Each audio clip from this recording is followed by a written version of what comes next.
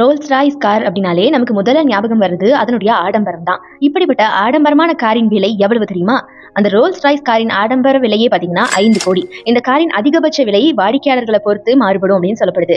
ஏன் அப்படின்னா மற்ற கார் நிறுவனங்களை மாதிரி இல்லாம ரோல்ஸ் ராய் வாடிக்கையாளர்களின் விருப்பத்திற்கு ஏற்ப கார்களை உருவாக்கி தருவாங்களாம். எடுத்துக்காட்டா துபாய் இளவரசர் ரோல்ஸ் ராய் காரை தங்கத்துல உருவாக்கி இருக்காரு இல்லையா, அந்த மாதிரி.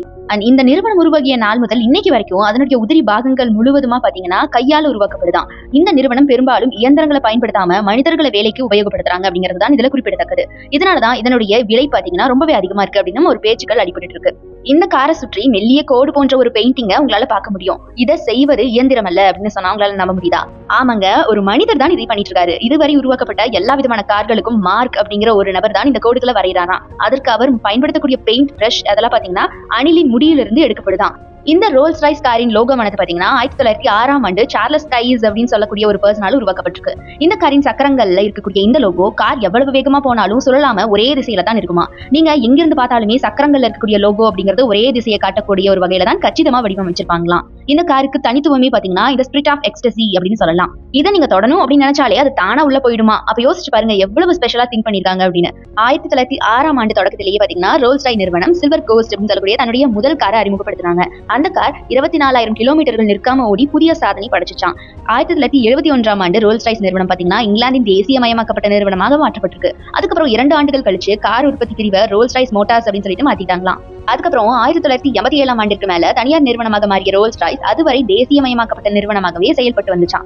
ஆரம்ப காலம் தொட்டு ரோல்ஸ் ராய்ஸ் நிறுவனம் தயாரித்த ஏறக்குறைய 65% கார்கள் இன்னைக்கும் சாலைகள்ல நல்ல கண்டிஷன்ல ஓடிக்கிட்டு இருக்கு அப்படிங்கிறது தான் நம்மள வியப்புக்குள்ள தள்ளுற உண்மையா இருக்குங்க. 1980ஆம் ஆண்டு வரைக்கும் இங்கிலாந்துல ஸ்டீல் உற்பத்தியில பிரபலமாக இருந்த விக்கர்ஸ் அப்படிங்கிற நிறுவனத்தின் வசம் இருந்த ரோல்ஸ் ராய்ஸ் மோட்டார்ஸ 1998ஆம் ஆண்டுல BMW நிறுவனம் விலைக்கு வாங்கியிருக்காங்க. ரோல்ஸ் ராய்ஸ் மோட்டார்ஸ் நிறுவனத்தை கைப்பற்ற நடந்த வியாபாரத்துல BMW-விற்கு சரிநிகர் போட்டியாக வோக்ஸ்வேகன் நிறுவனமும் பங்கெடுத்துச்சான். BMW-வை விட வோக்ஸ்வேகன் தான் ரோல்ஸ் ராய்ஸை விலைக்கு வாங்க அதிக விலையையும் மேற்கொள்ளப்பட்டிருக்காங்க. ஆனா பாருங்க, ரோல்ஸ் ராய்ஸ் மோட்டார்ஸோட ஏற்கனவே இருந்த சில ஒப்பந்தங்கள் காரணமா ரோல்ஸ் ராய்ஸ் BMW கிட்ட வந்திருக்கு. அதுக்கப்புறம் BMW பாத்தீங்கன்னா ரோல்ஸ் ராய்ஸுக்கான கார்களை மட்டும் உருவாக்க இந்தியாவின் குட்வுட் பகுதியில தனி தொழிற்சாலையை கட்டமைச்சாங்களாம். 2003ஆம் ஆண்டுல ரோல்ஸ் ராய்ஸ் பாண்டம் காரை தன்னுடைய முதல் ரோல்ஸ் ராய்ஸின் படைப்பாக BMW அறிமுகம் செஞ்சாங்க. உலக அளவுல எதிர்பார்ப்புகளை ஏற்படுத்திய இந்த பாண்டம் கார் வாடிக்கையாளர்களின் கோரிக்கைக்கு ஏற்ப 44,000 வண்ணங்களை தேர்வு செய்யும் வாய்ப்பும் இருந்துச்சு. BMW கீழ வெளியான ரோல்ஸ் ராய்ஸ் பாண்டம் கார் V20 என்ஜினை கொண்டு உருவாக்கப்பட்டுச்சு.